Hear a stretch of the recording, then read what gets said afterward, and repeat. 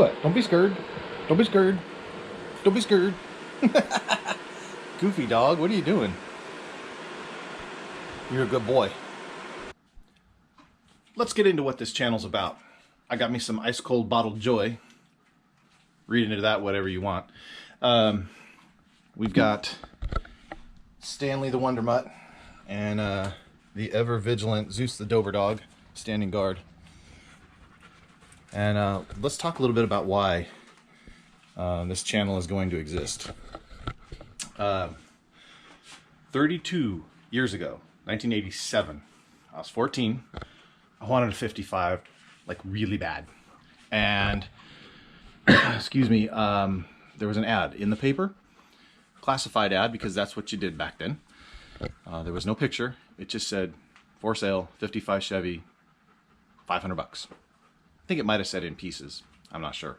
It was a long time ago. And being an excited teenage boy, I said, Dad, check it out. And he goes, yeah, that's probably garbage. So call them, see what they say. So I call him in my crackly teenage boy voice. Hey, I want to buy your 55. And so we got the guy's address. We go out there on a Saturday. And sure enough, this car was in this man's garage as a basket case. And it was body off frame. The frame was like laying up against the side of his garage. No fenders, none of this was here, you know. I think this window glass might have been in, this one was. I don't think there was window glass here. This was here. But you know, for the most part, mostly straight, not a lot of Bondo. And it was in boxes, like just literal boxes of like this. Like there's just interior trim, like that's the color of the car, that kind of navy blue is what was on it. And there's traces of it, like you can see it up there, where me and my buddy Leo, when we depainted it, we did a shit job. So we were teenagers, what do you want? I mean, and so anyway, this guy just starts handing us, just offloading boxes and boxes of this stuff. And, you know, I mean, I've got extra rear brake rotors and, or brake drums and just all kinds of stuff, man. Like, there's just stuff. And there's the cowling. Anyway, so when you're 14, you don't have more than $500 usually. So I had, you know, spent everything I had on the car, and now I have no money to do anything with it except tinker and try to assemble what I could assemble without spending any money until Christmas or my birthday or whatever. And that's what I did.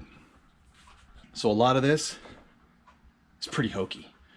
And it's 32 years ago hokey. So it's a teenage boy, excited, broke, and doing his best, as John Mulaney would say.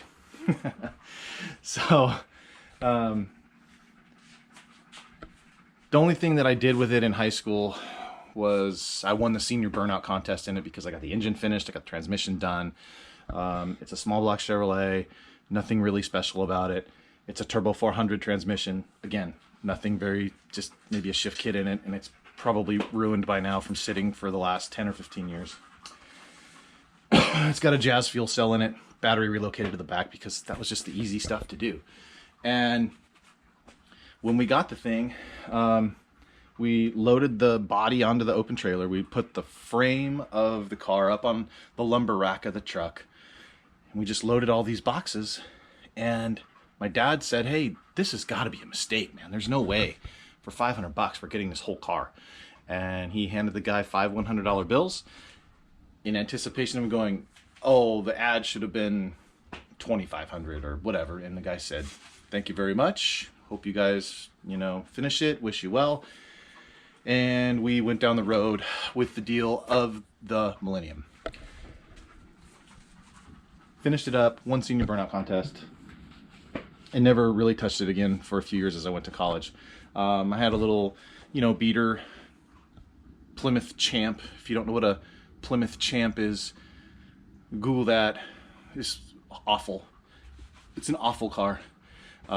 Anyway, it broke down, had some kind of carburation issue, and it was either spend $1,500 to $2,000 to fix that thing, or get this, roadworthy. So this turned into my daily driver. RIP to the Plymouth Champ. Anyway, it was my daily driver for a year or two, to and from college and work. I worked at a place called Tognotti's Auto World. Tognotti's Auto World is in Sacramento, California. They are a giant retailer for speed parts, tires, wheels, all kinds of stuff. They have online stuff. I worked there for about 5 or 6 years off and on, and we went to run the drag strip in Medford, Oregon, me and my dad. This went with us. It was my daily driver up there. And Zeus the Wonder Dog is barking at the neighbors. That's enough. Thank you. That's enough. Hold on. I'll be back. All right, Medford, Oregon. We ran the drag strip in Medford, Oregon from 92 to 94, I want to say. And brought it back home. Came back here. Back to apartment dwelling. Can't work on it in an apartment complex. Ended up getting a new car. I think I got like a new Acura Integra or something. So I parked this up at my father-in-law's house, who we used to race. Well, let's back up a little bit here. This is the car my dad ran in Outlaw Pro Stock in like the early 90s. Then my father-in-law and I built this car. We won the West Coast Top Sportsman Championship. Sorry about the glare. In 2004. And then we built this car, which we got from Mel Eves as a Nitro Coupe. We run it on nitrous with like a 600-inch motor. And we had some small success with that car. And then those of you that know me know that we campaign a 63 Corvette out West Coast Pro Mod car now. Blown on alcohol, the car's running 596 at 235. So in the years of doing all of those cars, this car never got any attention. It never got money, it never got attention, it just sat. And as I went through life, I always ran into people talking about, you know, how I like their 55 or their 56 or 57. And there he goes again. Run into these people at car shows and the racetrack and, you know, hey, that's a nice shoebox you got there. And they would always tell me, you know, yeah, I had 2 others before this and I really regret selling them. And then other people would come up and they would talk about it and say, oh, I had a 55, 56, 57, whatever era shoebox.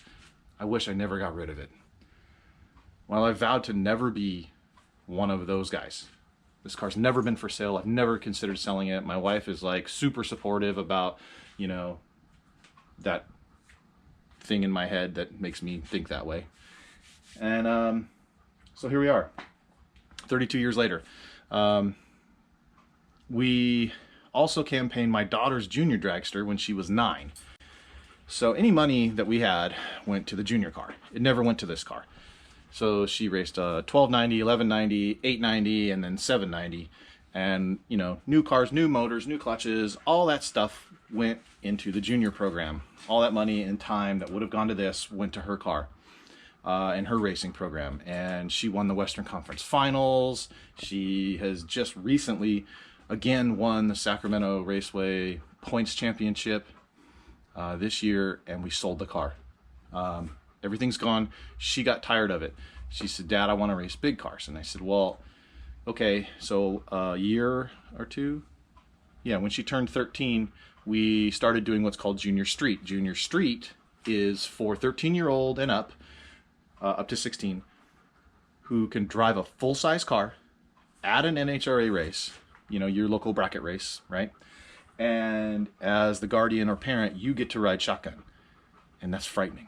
Like the first time we did that, I was scared out of my mind. But I remembered to myself, hey, Rob, relax.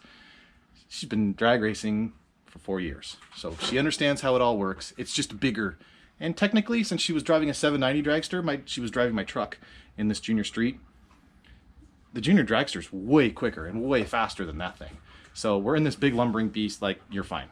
So we did that. She won and runnered up a couple times, and I'm like, man, okay, well, she's proven herself.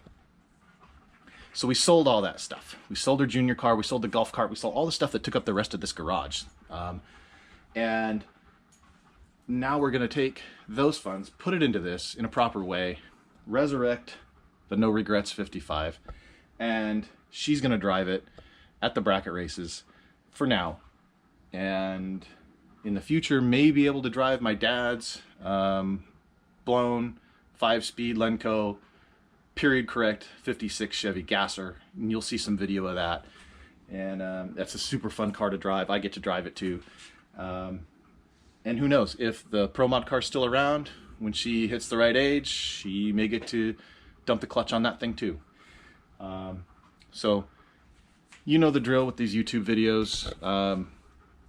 Like, subscribe, click the bell so that you know when I put a new video up.